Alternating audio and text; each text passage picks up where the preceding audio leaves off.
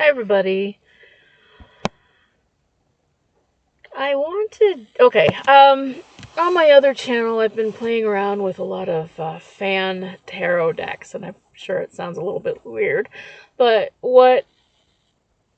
it what I'm doing is I'm looking at archetypal characters, and of course one of the great things about Stephen King's work is that he does create these characters from archetypes and from stories that they have universal appeal because they have that archetypal quality. Um, I and so what I've been doing is I've been playing around with making fan decks of the tarot. Okay, I know it's a little weird, but why not?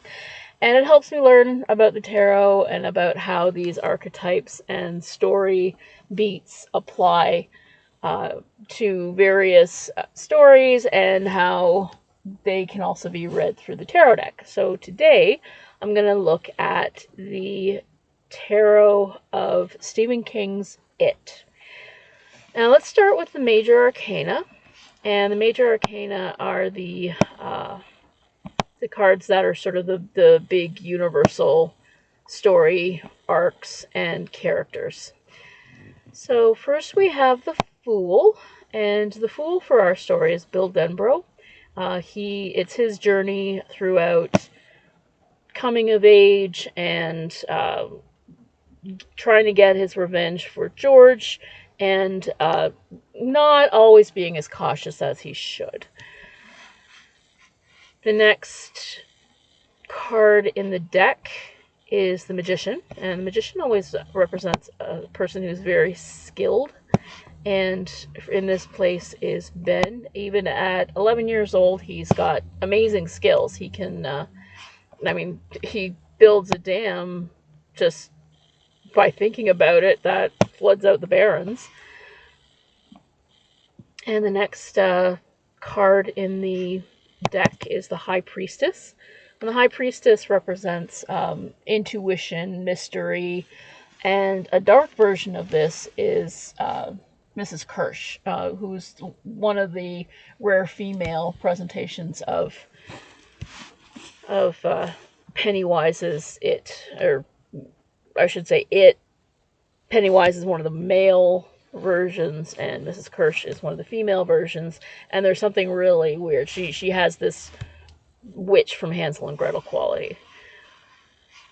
The next card in the deck is the Empress. Now, the Empress represents motherhood, nurturing, fertility, and I believe that the character that best represents these qualities is Arlene Hanscom, who is Ben's mother.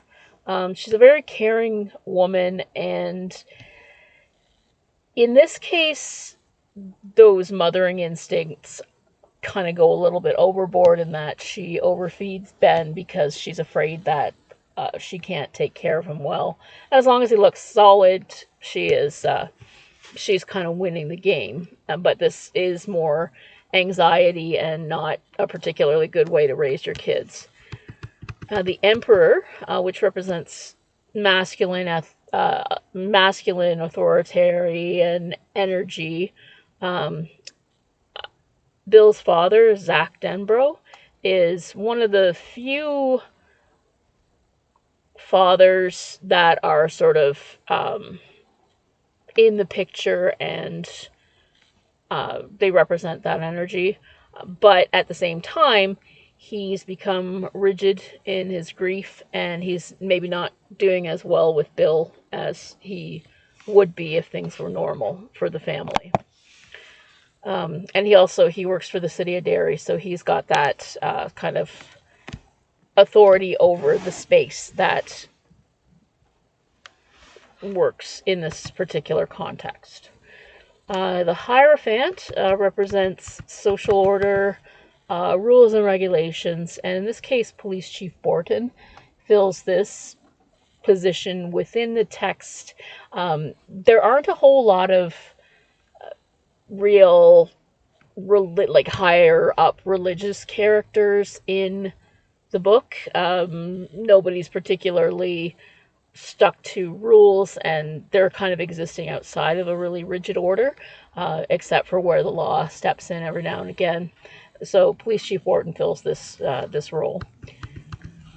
Now, the lovers. There are a couple of different pairings. Obviously, there's the older married couples. There's Ben and Beverly, who do get together towards the end, but I don't think that they represent the lovers in the same way that Bill and Audra do.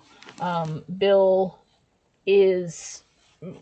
he saves Audra's life basically when on more than one occasion and in more than one way. Because he is so different from the kind of guys that she normally dates. So there you've got very different people coming together and actually doing the work to stay together, which is a different type of relationship than we see with Ben and Beverly. So that's why I chose Bill and Audra as the lovers rather than the more faded kind of lovers that Ben and Beverly are. Now, the Chariot. I had originally thought Eddie's limo service would be kind of stylish, but in this case, it's actually Silver, Bill's bike, which is a mongrel Schwinn. We've got a couple different versions of it, one from the 1990 film version and one from the 2017 film version, and it's all about motion. It's their means of escaping both the bullies and Pennywise on a few occasions, and it represents a whole lot of movement as far as their childhood is able to do. And it's almost magical in the way that it appears and reappears throughout the story. The next card is Strength, and the traditional tarot has a woman facing a wild animal, a lion, and kind of coaxing it, taming it. But in this case, she is actually being attacked and overcoming it, and Beverly facing the werewolf is the best example of this card. And in particular, she has to use her wiles because she runs out of ammunition and she has to fake it.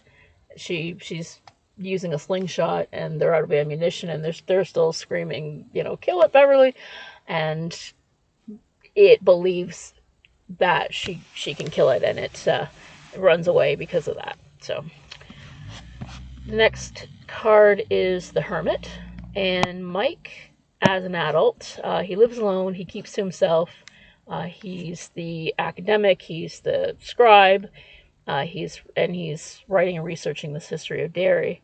And Bill even says to him, you kept the lighthouse, or maybe I think it was Richie actually that says, you kept the lighthouse, Mikey. And so they suggest somebody should have given him a raise. But yeah, that idea, the lighthouse keeper, that guy that lives alone, that's always watchful, is the Hermit to a T. Next card is the Wheel of Fortune, and the Wheel of Fortune, of course, represents how everything is changing and moving all the time. And in this case, throughout the book, we have its influence on the losers. Now, the ones that leave Derry are successful, but they have no memory of what happened. And Mike stays in Derry and he remembers, but he's not very financially successful.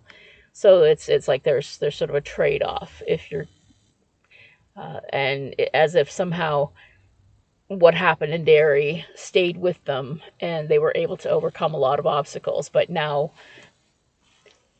it's almost like they sort of paid it forward and they have to go back and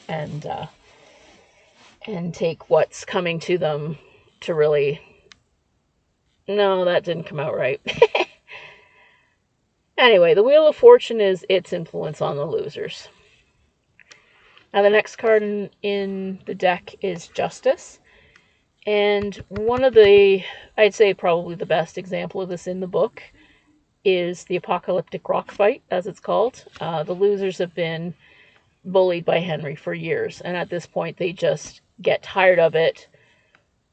they get in a rock fight and they chase him out of the barrens. They say, no more, this is ours. And this is a very small victory because obviously he's going to come back another day, but they're able to maintain a sort of revenge on him. Now, the Hanged Man, I kind of went back and forth. Obviously, Stan committed suicide right within the first few pages of the book. Eddie also, they have to give up and they have to leave him down there. But Georgie is probably the best example of the Hanged Man because he's the sacrifice that starts the whole plot rolling. If he hadn't died, maybe Bill wouldn't be as motivated to try and kill it, and there wouldn't have been as much of a story. So the next card in the deck is Death. Now, Death is a natural ending. In it, and in Derry in general, there are so few natural deaths, really, that are talked about within the context of the book. So I figured that when the turtle dies, it's announced that it happens a few years before the events of the book. And apparently Bill knew that it happened because he went through a bout of writer's block, but it does change a whole lot of the course of the ending of the story. This finding out that the turtle has died. That's the only thing that I could think it would really kind of fit within the context of both the cards and the book.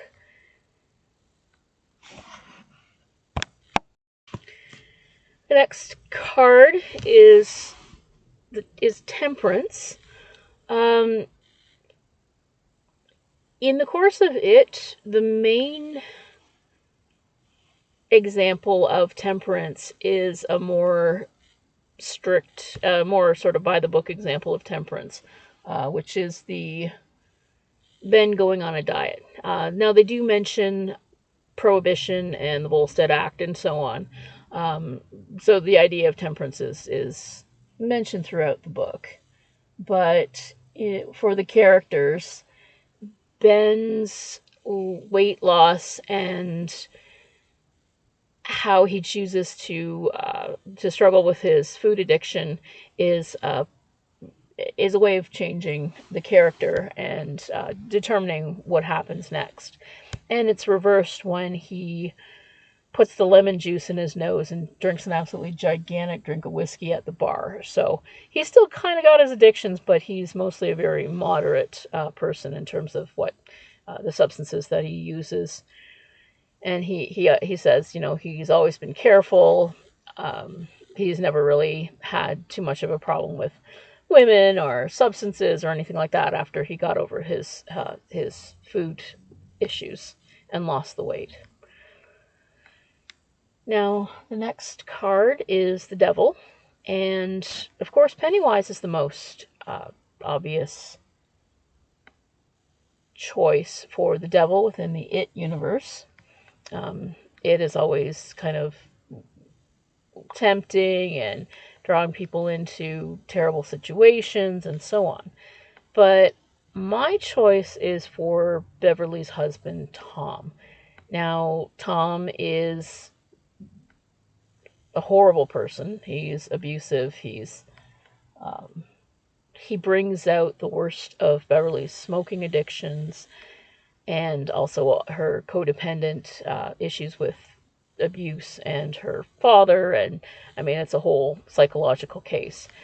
And he knows how to chain Beverly through all of these sort of psychological manipulations. And I think that that's a worse representation or a more harsh representation of the devil in human form than Pennywise.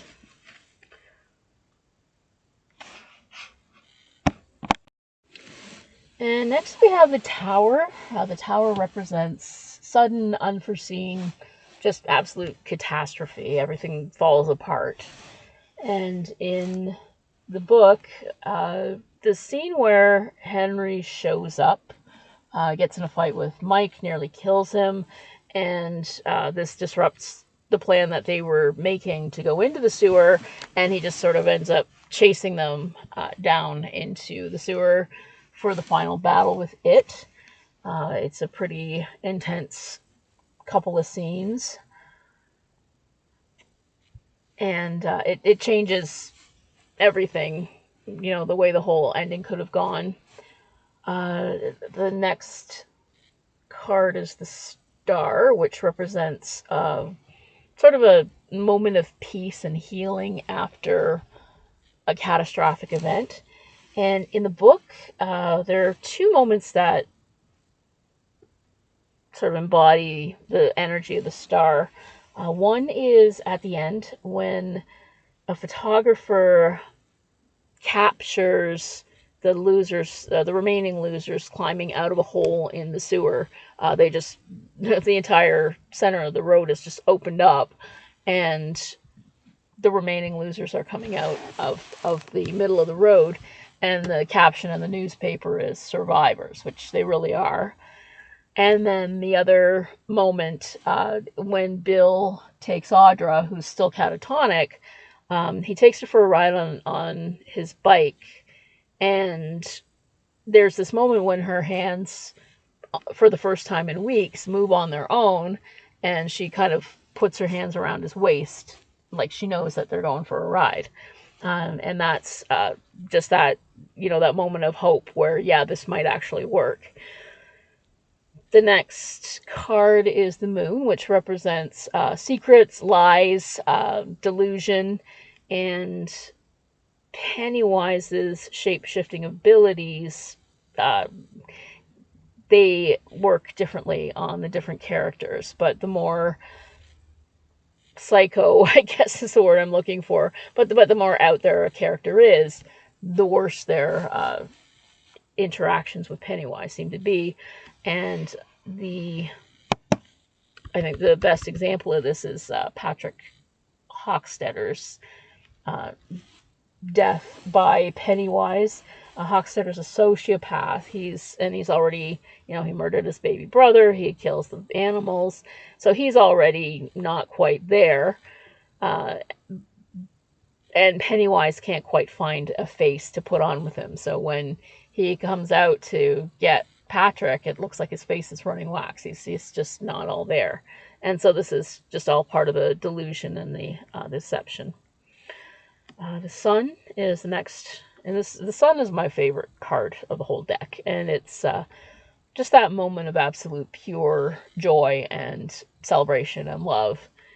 And this is best represented by the moment when Beverly and Ben they're alone together in the clubhouse, and they're hiding from Henry. And he finally admits that he's the one who wrote the haiku for her. And Ben's love for Beverly is the purest part of the whole story. It's just the one really, really good thing that seems to come out of this for a lot of the characters. Judgment, of course, this one's an easy one. It's the final battle with it. It's where all of the work, everything that their entire lives have come down to, happens. Some will win, some will lose, but this is the ending with them all coming together. And of course they beat the monster in the end. I think that's one of the reasons that I like this. I always like stories where the monster's bested. And then the last card in the tarot deck is the World. Both of the cycles, the child side of the story and the adult section of the story, they both end with the characters sort of coming together for one last meeting, and we know that they're going to be going on to bigger and better things. And, of course, all of the kids grow up to be extremely successful, except for Mike, who, in his own way isn't unsuccessful. But at this point, they can go forward. They can do anything. They've left dairy behind them and washed away all of this stuff. And that's why we have that we have them jumping into the Elora Gorge at the end, which, by the way, is not too far from me. And I just every time I see it, I've been there once, and it's a really, really beautiful place. So they kind of wash away all of this, and they go on to the rest of their lives. So I hope you enjoyed this review of the tarot cards and how they apply to the mythology and the world of it. And I will be back with the next installment. I'm going to have a look at the minor arcana. Hope you're reading lots of horror. Have a great day.